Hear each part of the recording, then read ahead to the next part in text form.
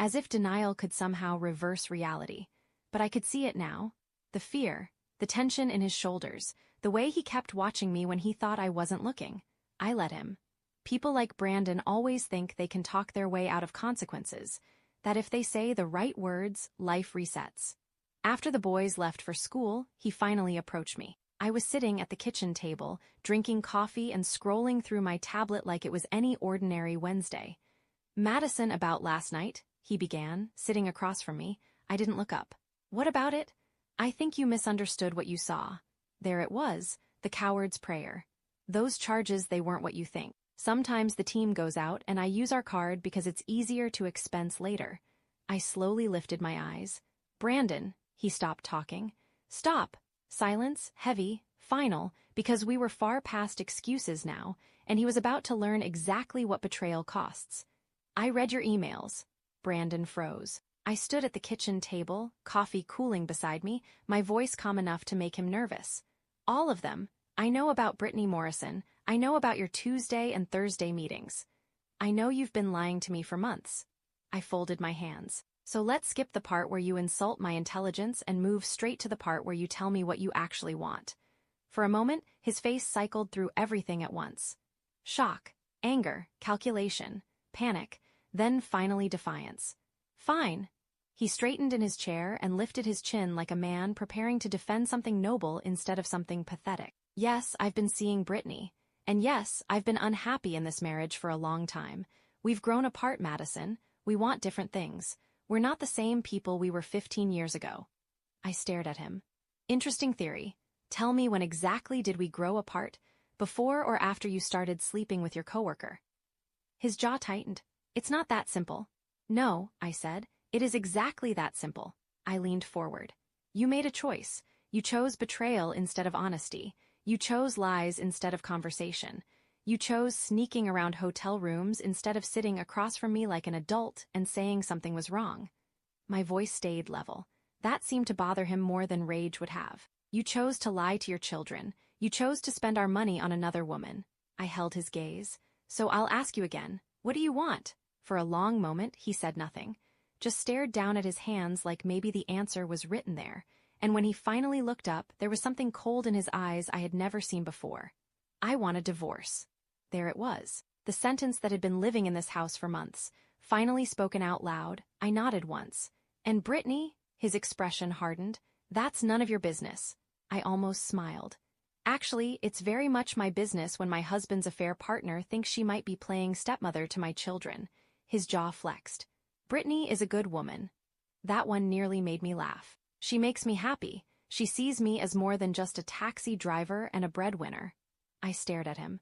"Is that what you think you are here?" He stood now, pacing like the victim in his own little tragedy. "Isn't it? When was the last time we went somewhere together, just the two of us? When was the last time you surprised me? When was the last time you made me feel like a man instead of just a husband?" For a second, I was genuinely speechless. Not because he was right, because I was amazed by the audacity. "When was the last time," I said slowly, "you acted like you actually wanted to spend time with me?" He stopped pacing. "When was the last time you initiated affection, planned anything, asked me how I was doing without looking at your phone halfway through the answer?" I stood too. "When was the last time you treated me like your wife instead of a roommate you barely tolerated?" "That's not fair." I let out a quiet laugh. "None of this is fair, Brandon, but here we are." I sat back down, calm again, dead calm. "So, you want a divorce? Fine, let's talk terms." He blinked. He had expected tears. Begging, desperation, not negotiation. "Joint custody of the boys," he said carefully. "Half of everything. The house, the savings, the retirement accounts. That's what's fair." Fair, that word, like he hadn't just set our marriage on fire and now wanted half the ashes. "And Brittany?" He lifted his chin again, that same ridiculous pride. "I love her, we're going to be together." I repeated it slowly. "You love her?" He nodded. "Yes. After 3 months of lying and sneaking around, you're calling it love." "Yes." I stepped closer. "More than you love your family? It's not about choosing." I stared at him. "It is exactly about choosing." Every word landed like glass. "You chose her over me, over Matthew, over Luke, over the life we built." Silence, heavy, sharp. I walked to the window and looked outside. The boys' bikes were still near the garage. Luke's soccer cleats by the porch. Normal life, destroyed by selfishness. You seem to think, I said quietly, that you get to have both. I turned back.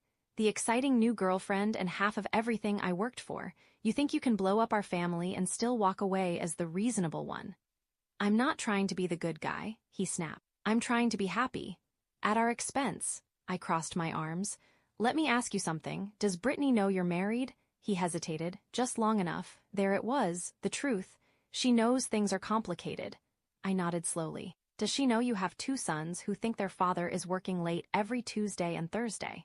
Madison, does she know you've been using your wife's money to fund your little romance? His face flushed. It's not like that. I stepped closer. It is exactly like that. My voice dropped. You've been stealing from your family to finance your affair, and now you want to be rewarded for it with half of everything. I shook my head. That is not how this story ends. His voice turned sharp. What exactly does that mean? Without a word, I pulled out my phone, opened a folder. Evidence. Dozens of files, emails, statements, photos, receipts, screenshots, proof. I held it up. It means I documented everything. His face lost color. Every lie, every charge, every hotel booking, every email where you complained about your wife while spending her money. I took one slow breath. Adultery might not matter much in court. Financial infidelity does. Lying under oath matters even more. He stared at the screen like it was a loaded weapon, because it was. You've been planning this. I looked him dead in the eye. No, I've been protecting myself, something I should have started doing a long time ago. He stood so fast the chair scraped violently across the floor. Fine, you want to play hardball? Let's play hardball. I didn't even flinch. I'm not playing anything, Brandon. I'm simply refusing to let you destroy our family and walk away with a reward. Our family was already broken, he snapped. You just didn't notice. I stepped closer. No, our family broke the moment you decided Brittany Morrison was worth more than your wedding vows. He grabbed his keys. I'm going to work. We'll finish this conversation later. Actually, I said, we won't. He stopped, hand on the doorknob. We're done talking, you'll hear from my lawyer. He turned slowly. Madison, be reasonable. I smiled, cold, precise. I am being reasonable. I'm giving you exactly what you asked for. I walked to the front closet and pulled out 2 suitcases, the same ones we'd used for our last family vacation. Back when we still pretended happiness was enough. I packed some essentials. Clothes, toiletries, your laptop charger. I set them by the door. The rest will be boxed and sent wherever you decide to live. He stared at the luggage like it might explode. You can't kick me out of my own house. I met his eyes. It stopped being your house when you decided you'd rather belong somewhere else. Silence. This is my home, the boys' home. You made your choice. His voice cracked. What are you going to tell them? The truth, age appropriate, but the truth. I stepped closer. I'll tell them their father needed time to decide what kind of man he wanted to be. I paused. Which is true, isn't it? This time, when the tears came, they looked real. I never meant for it to happen like this. I nodded. Yes, you did. You just thought you'd control how it played out. I pointed toward the door. You thought you could have your affair, your divorce, your fresh start, and I'd quietly accept whatever scraps were left behind. I stepped even closer. You thought I was too weak, too dependent, too afraid to fight back. I let that sit. When was the last time I said no to you about anything that mattered? He said nothing, because we both knew the answer. You got comfortable thinking I was a pushover. I opened the front door. Wide, final. Surprise, I'm not. He looked at me, at the suitcases, at the life he had just detonated. I'll get them later, he muttered, voice shaking. This isn't over, Madison. I smiled, soft. Terrifying. Yes, it is, you just don't know it yet. Then he walked out. I closed the door behind him, turned the deadbolt, slid the chain into place, and for the first time in months I could breathe. Through the front window, I watched him sit in the driver's seat for a long time, calling Brittany, probably, trying to figure out what came next, trying to understand how quickly a man's life can collapse when the woman he underestimated finally stops protecting him. Eventually, he drove away. I stood there until his car disappeared. Then I went to my office, opened my laptop, and got back to work, because throwing him out was only the beginning, and I had no intention of losing the war. Over the next few days, I discovered something interesting about Brandon. His first mistake was thinking I'd change my mind overnight. His second mistake was underestimating how much our sons had already figured out. Children are quiet, but they are never blind. They notice the missing dinners, The unanswered texts. The way silence gets heavier in a house before anyone admits why. That afternoon, I picked up Matthew and Luke from school and made an unexpected stop on the way home. Ice cream, something small, something normal. Something Brandon never seemed to have time for anymore. Too busy with his work projects. We sat outside a little shop near the park, the late afternoon sun warming the pavement while Luke carefully protected his strawberry cone like it was a national treasure. Matthew worked through a bowl of mint chocolate chip, watching me with that same sharp look he'd inherited from me. "Mom," he said carefully, "is Dad okay?" I kept my voice steady. "What do you mean?" He seemed really upset this morning. Luke looked up too, big brown eyes full of quiet worry. I had been dreading this conversation, but I had also been preparing for it. "Your dad and I are having some problems right now." I paused. "Adult problems, problems that have nothing to do with you two. And I need you both to know something very clearly: none of this is your fault. No matter what happens between your dad and me, we both love you very much." Matthew didn't even blink. "Are you getting divorced?" Straight to it. 15 years old and already too wise for comfort. "I don't know yet," I said honestly. "Maybe," I studied him. "Would that scare you?" He thought about it seriously. "Jake's parents got divorced last year," he said. "He said it was actually better after because they stopped fighting all the time." Luke frowned. "But you and Dad don't fight." I smiled sadly. "No, we don't. Because fighting requires two people still trying.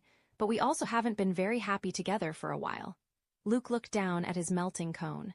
"Is that why Dad's always on his phone?" Matthew added quietly. "And why he stopped doing family movie nights?" Sharp kid. Too sharp. "Your dad has been distracted lately," I said. "By work and other things." Matthew looked at me carefully. "Other things like what?" I looked at my son. "At the age where childhood starts breaking apart and truth arrives whether you want it or not. And I made a decision. Like a friend from work who became very important to him." Matthew's eyes widened just slightly. He understood immediately. "Oh," a pause. "Yeah. Oh." We finished our ice cream in silence. Not awkward, just heavy. The kind of silence where everyone is rearranging their understanding of the world. When we pulled into the driveway, Brandon's car was already there. And so were his suitcases. He was sitting on the front porch steps beside them, looking less like a husband and more like a man who had just realized consequences were real. When he saw us, he stood up too quickly. "Boys, I'm so glad you're home." Luke pointed immediately. "Dad, why are your suitcases outside?" Brandon shot me a look sharp enough to cut glass. "Your mom and I had a disagreement this morning. She thinks I should stay somewhere else for a little while." "Why?" Matthew asked. No hesitation, no softness, just truth, I answered before Brandon could. "Because your father has decided he'd rather spend time with someone else, someone from work." Brandon's face went white. "Madison, don't." I looked at him calmly. "Don't what?" "Don't tell them like this." I stepped forward. "They are not stupid, Brandon. They've noticed you're never here anymore." "I've been working." "No, you haven't." I pulled out my phone. "I called your office this morning.